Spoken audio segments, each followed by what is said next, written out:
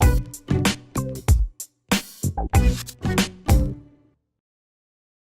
I'm Lillian. And I'm Felipe. We're the Postmodern family. We are Americans living in the UK, living a traditional life. We make 3 new videos a week, so we encourage you to subscribe. If you like what we do, we encourage you to follow us on Instagram, Twitter, and become a patron on patreon.com/thepostmodernfamily. Today, we're going to share with you our top 10 things that still confuse us Americans about the UK.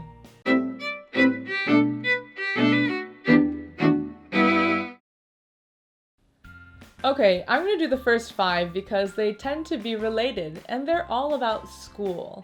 Now, obviously, Felipe and I have not attended school in the UK, so it is completely new to us and we still can't understand how it works. So, number 1, what are A levels?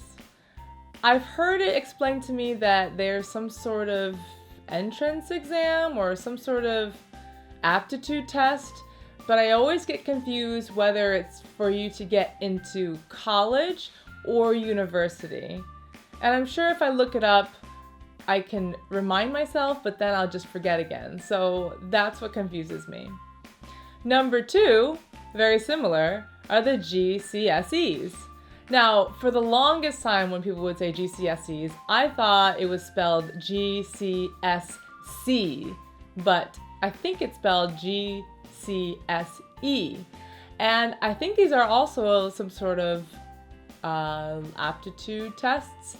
But what I know more, I think, about the GCSEs are that there are many different, I think there are 9 different tests in different subjects that you'd have to pass or do well on, and that will either get you into college or university. I don't remember which one. Number 3, 6th form. I've seen a lot of 6th form colleges, and I don't know what the 6th form, the number 6 stands for. I think based on what these buildings look like, they kind of look like high schools. So I'm guessing something like high school. But see, in America, high school is pretty standard. It's grades 9 through 12, which is like year 9 through 12. I don't know, ages 14 to 18.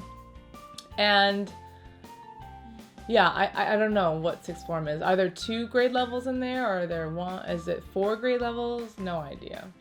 And why are they called colleges? Because I don't think they are. I think that they're secondary school. I don't know. Maybe it's a college. That brings us to number 4, college. When people say college, I automatically think university because that's what we use for the word university in America. We say, hey, where did you go to college? And we're, oh yeah, I went to Cornell, or oh, you go to Yale? Those are universities. But here in the UK, I believe, colleges are the final 2 years before university. So ages 17 and 18. And I think you have to take entrance exams, and you do have a major as well, which is totally different because in the US, ages 17, 18-year-olds usually don't have a major. And even 18, 19, 20-year-olds, the first 2 or 3 years in university, American colleges don't require you to declare a major, which is very different. Here, I think the very first year of university, you have a major, you have a specification, a speciality. But college, I think, is just the final 2 years before university. Number 5, public school. People have told me that public school means private school in America, but private school in America is something that is funded not by the government, usually by the students or donors. But I think the word public school here describes something beyond that. I think it describes some sort of like institution of fraternities or something that there's like usually based on social class or standing, you go to a public school. It's not just privately funded. So I'm still confused on what public school is, but what I do know is that most of the politicians today have gone to public school, and it's rare that you find someone who hasn't gone to public school. The sixth thing that confuses me still after more than 3 years here is, so I've had a few colleagues at work who have been contractors. Not contractors like as in people that come and repair your roof or something like that, but this is in an engineering context, someone who's hired just for a season and can be, let's say, let go on short notice. And these people set up like companies, and they get paid. They don't get paid. The company that they've set up, which is a faux company or something, that company gets paid, and then that company pays them dividends, which is just a fraction of what they're actually getting paid. So they have these super high, massive salaries, like 2-3x times what a permanent employee has, but they're not getting paid that immediately, and there's all sorts of rules governing and how you do it. It's just really confusing, but it seems really advantageous as people seem to live really lavish lives.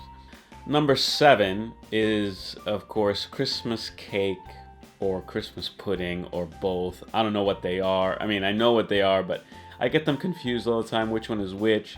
What are they supposed to taste like? Are they even supposed to taste good? I've had both. They're horrible. They confuse me. Number 8 is cold meat, particularly cold, very bland chicken drumsticks. I'm confused why you have them. Why do you eat them? Why do you like them? Number 9 is, why on earth does KFC serve you your bucket of chicken with a mountain of French fries?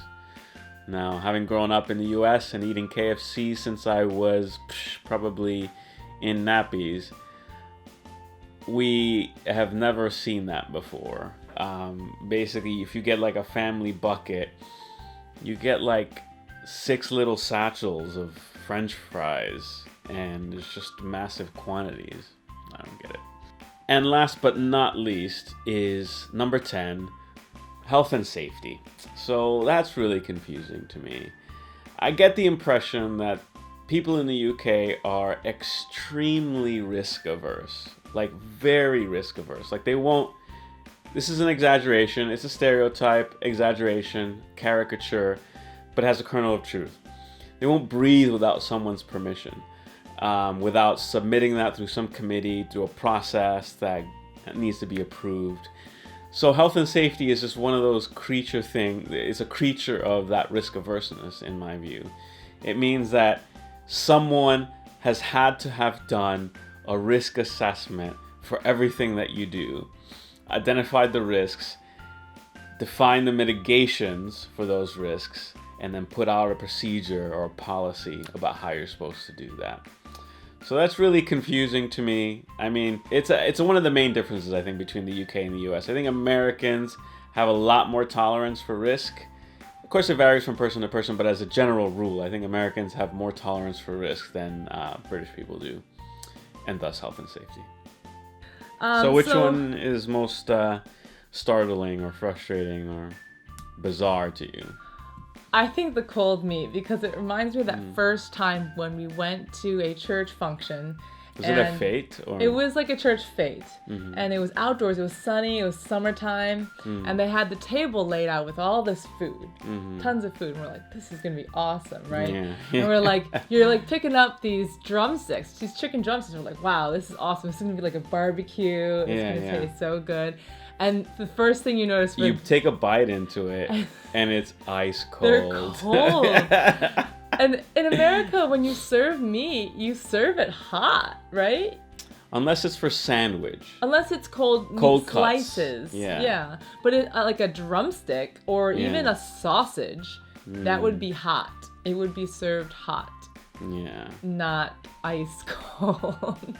Like it had just come out of the fridge or something.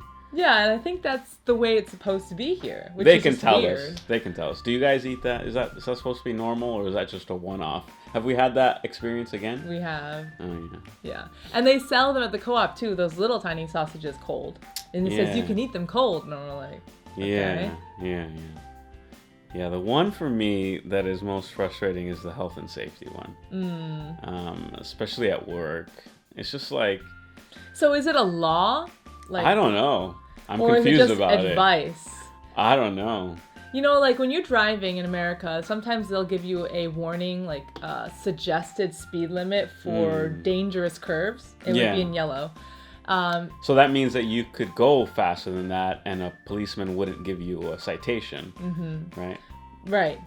But is health and safety that, or is it No, law? I think, well, I don't know. See, like, what if you get caught not wearing a high visibility coat and you're walking in the dark?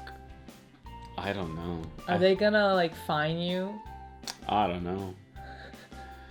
I just think everyone looks down upon you. If you're taking risks, people look down upon you. Like you're a reckless individual. Yeah, like drinking and driving, which is very bad. Well, that's it. Yeah. Well, they look at you like that, though, right? It would seem so. Yeah. Like if you're I don't know, if you walk into the machine shop area at work and you're not wearing your safety glasses, people will be on you like in an instant.